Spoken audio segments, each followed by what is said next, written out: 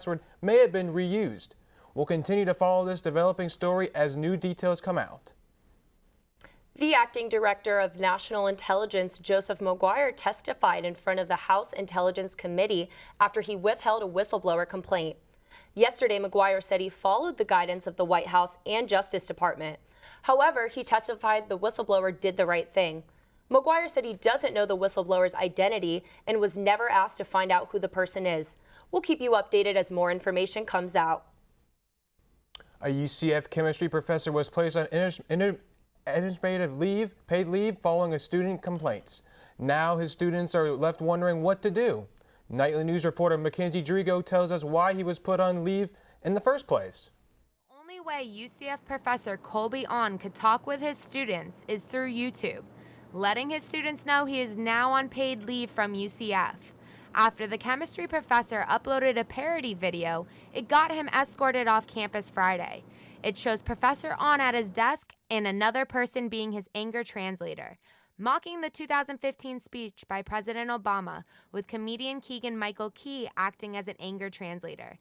But not all of his students were offended. In fact, he told his students that it is a joke. Senior Anna CEO wants to fight for Dr. On. I felt like we had to make a statement and get together, saying it's not just one person that's concerned, we're all concerned. CEO created a petition on charge.org and now has over 600 signatures. Many of the students in Dr. On's class want him back.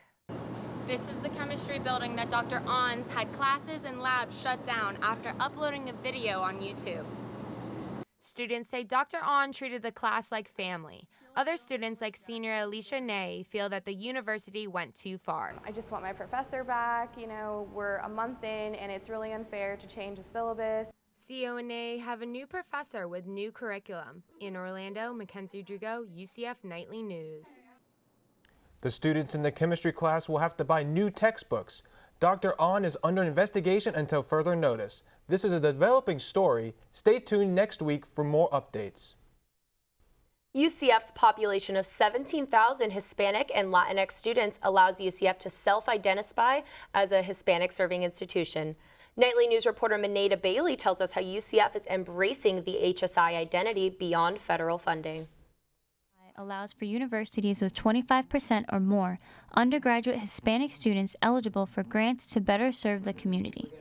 The director of HSI Culture and Partnerships, Dr. Cynthia Muniz, says for UCF, this status means much more. For us, it's the emphasis is serving. For us, we know who our students are. Dr. Muniz foresees the funding opportunities to help UCF graduate its Latinx students. The Latinx movement began years ago with the passing of the Bilingual Act, the first federal recognition of the language barrier for students whose first language is in English. The Educational Bilingual Act was passed in 1968. Over 50 years later, you can see a cultural disconnect. That's why UCF educators gathered in this room today to try and bridge that barrier and ignite the Latinx movement in UCF community. The director of UCF's Puerto Rican Research Hub, Dr. Fernando Rivera, discusses the growing population of Latinx culture at UCF. I can provide an avenue to do research for students, to give them that transformative experience out here and connect them with their field of studies and to do something that they're very passionate about. Dr. Rivera hopes to continue to advocate for Latinx students by advising the Puerto Rican Student Association. When I discovered all the amazing Hispanics that work on campus, all the mentors that we're able to speak to, plus this amazing Puerto Rican student community. The university hosts events all month long to honor Latinx Heritage Month. Incorporating Latinx culture throughout campus all year round is what makes UCF more inclusive. In Orlando, Mineta Bailey, UCF Nightly News. The Latinx population at UCF grew by 23% since declaring as an HSI. The initiative to incorporate the Latinx heritage throughout campus will continue. Since this month is Hispanic Heritage Month, we will feature a significant Hispanic individual at UCF. This week, we spoke to the University Innovative Alliance Fellow, Zoe Colon. UCF Nightly News reporter Carolina Tessuto sat down with Zoe Colon to talk about her work. Zoe is someone who I consider a friend, an amiga, a poderosa, a leader in the community and a leader at UCF. And These photos show a recent event in Paramore thanks to the contributions of Zoe Colon. Colon serves as a liaison between Paramore leaders and UCF to put on these early development screenings. So that's kind of like what I'm really good at, which is looking at, opportunities and connecting people with one another. And that's my role here. And I feel like the community has really opened up to us and is really receptive. And I think that that's a huge accomplishment because in Paramore, people have been let down. People have come in, institutions have come in and made promises and haven't delivered. But this is our home and we share this community. This is Paramore. Mitzi Gonzalez worked with Colon and considers her to be a great friend and inspiration. She's a bridge builder. She can walk into a room and know no strangers because she's very intentional with wanting to include people into the conversation and make sure that their voice is a part of it. Zoe continues her work in the downtown campus with the Paramore community. In Orlando, Carolina Tessuto with UCF Nightly News. Zoe Colon continues to work out of the downtown campus to help the Paramore and surrounding communities. UCF has a new way of showcasing students who receive national and international recognition for academic achievements and excellence.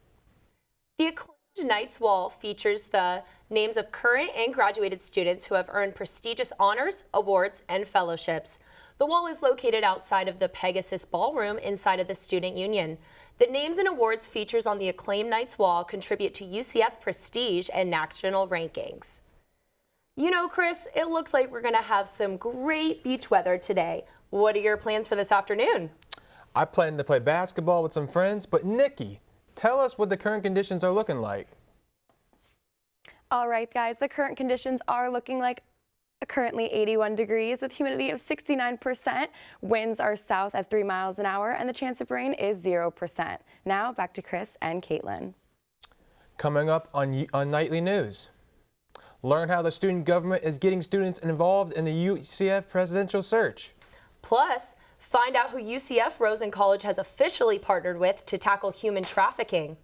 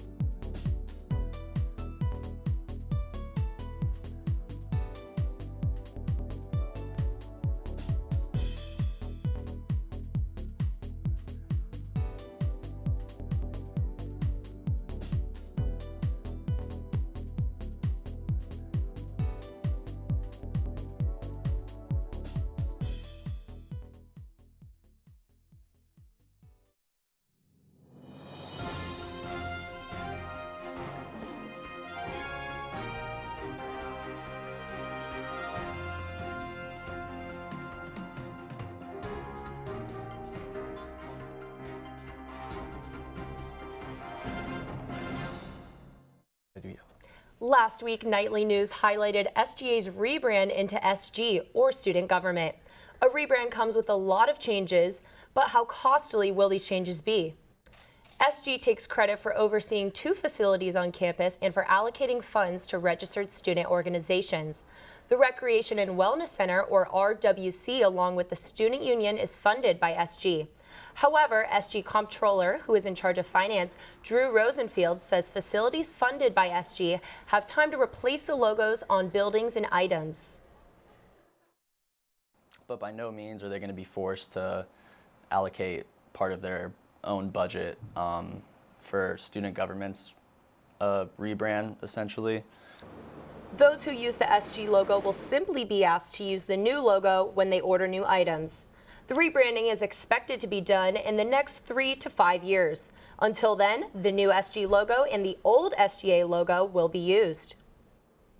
The Student Body Advisory Committee, which is part of a student government, rolled out a new survey to give students a voice in choosing the next UCF president. The SBA believes students need to play a role in the presidential search.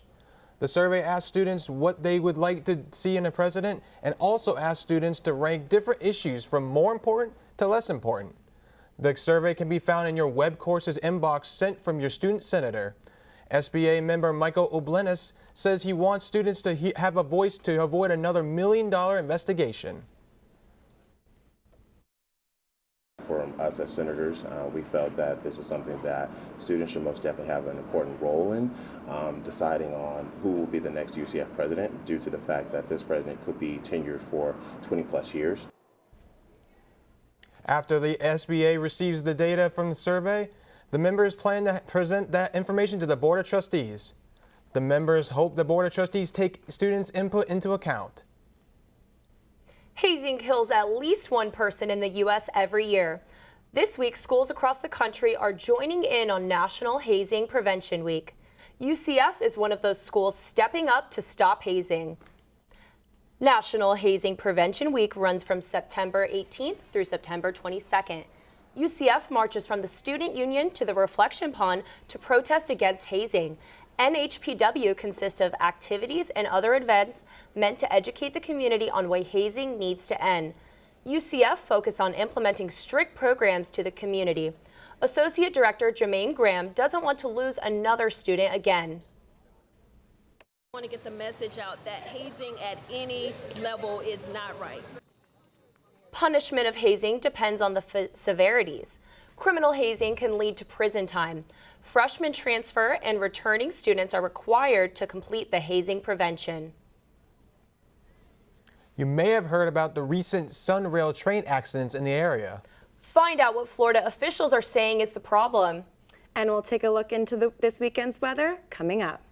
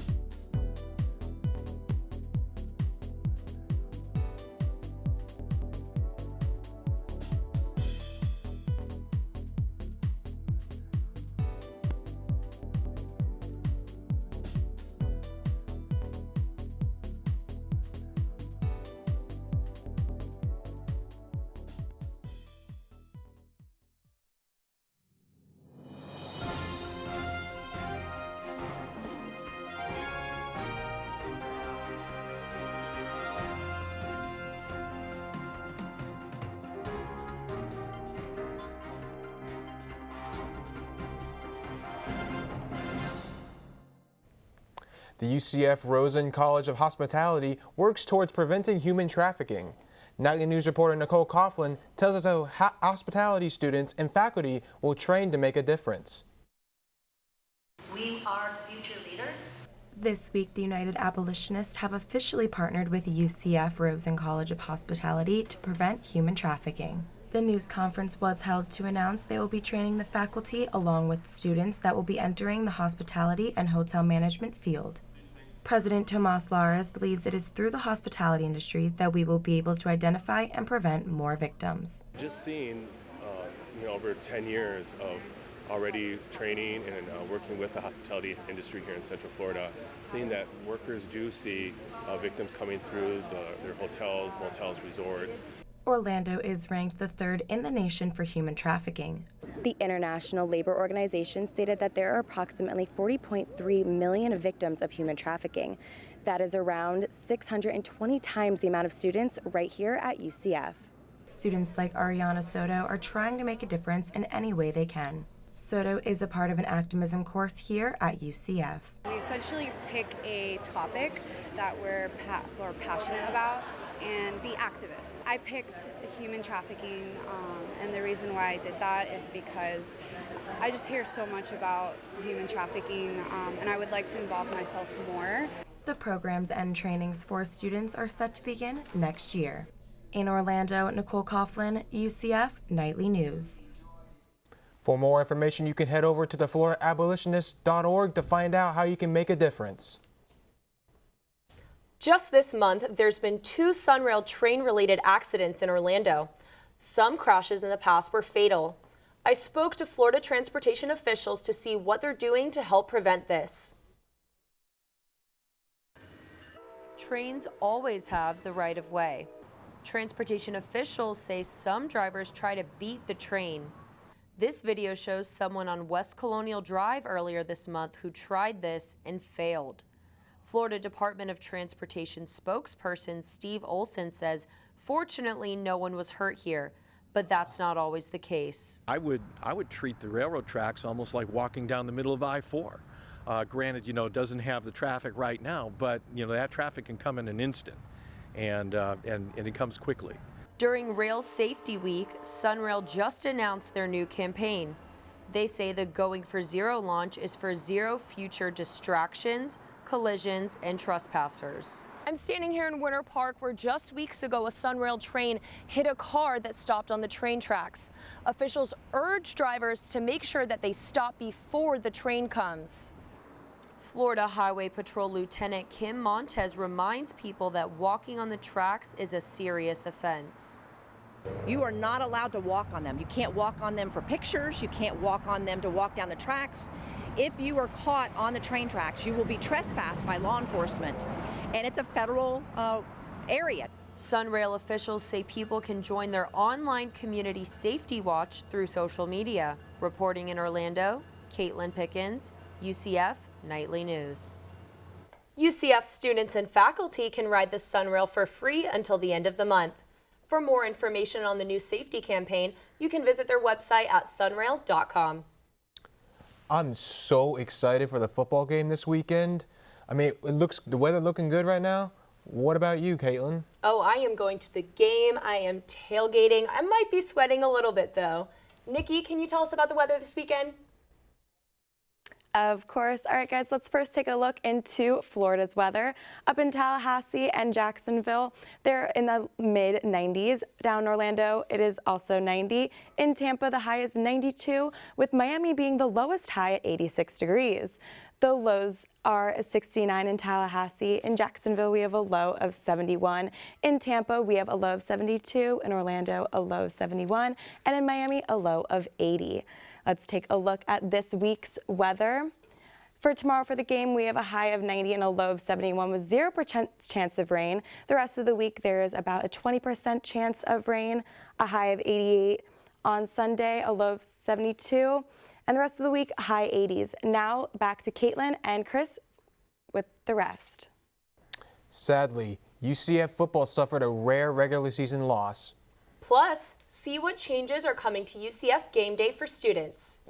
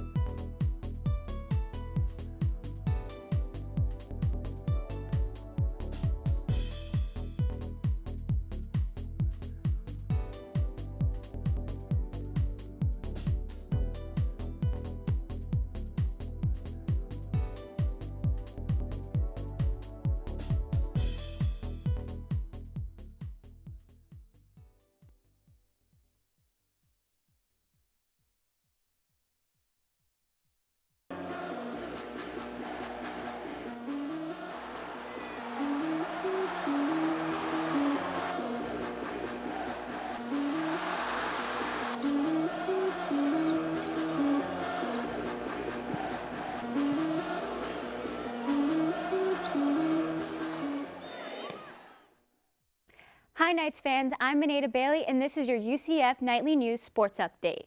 The UCF Knights suffered a devastating loss against the Pittsburgh Panthers last Saturday. Nightly News reporter Chris Wolf tells us about the winning streak and how the players are looking ahead for conference play.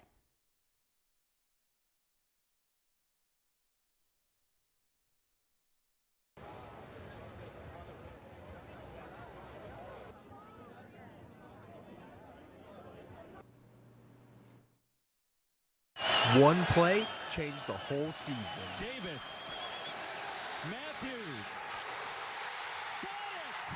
The Knights' 27-game non-bowl streak ended after playing the Pittsburgh Panthers.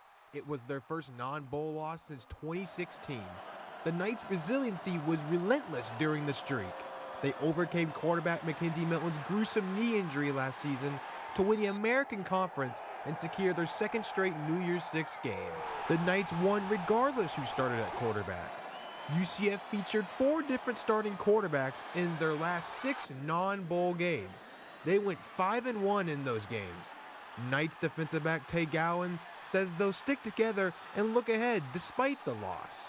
Just, taking a loss like this makes us regroup, rethink, look ourselves in the mirror, and just make sure that it won't happen again. The Knights look to bounce back after their loss to Pitt as they start conference play this Saturday against the UConn Huskies right here in the bounce house in front of a sold-out crowd. Even with Knight Nation watching, defensive back Richie Grant didn't feel the pressure. We just want to go out there and play our game like we know how. Like I said, we left a lot of plays out there Saturday that could have helped us win. So, this Saturday we're going to try to switch that over, turn it over to our side. The Knights will go to work Saturday night against the UConn Huskies at 7 p.m. as they look to get back on track. Reporting in Orlando, this is Chris Wolf, UCF Nightly News. The Knights have to win out if they want another shot at a 3rd straight New Year's Six bowl game. Thousands of students stood in the sun for hours last game trying to get into Spectrum Stadium. With 68,000 students and only 12,000 student seats, people realized there needs to be a change. A press release explained the news changes for game day begin this Saturday against the UConn Huskies. Some of the changes include students entering the stadium through gates 16 and 22. And staff and students' gates will now open 2 hours prior to kickoff. There will be free ice water available for students waiting in line. That's all we have for sports today. Back to Chris and Caitlin at the desk. That's all our time for right now. Thanks for joining us. Remember, you can always keep up with us during the week on our Instagram at UCF Nightly News. And if you've got a story idea you want us to know about, send it our way. You can reach us at nightlynews@gmail.com. Thanks for watching and have a great day.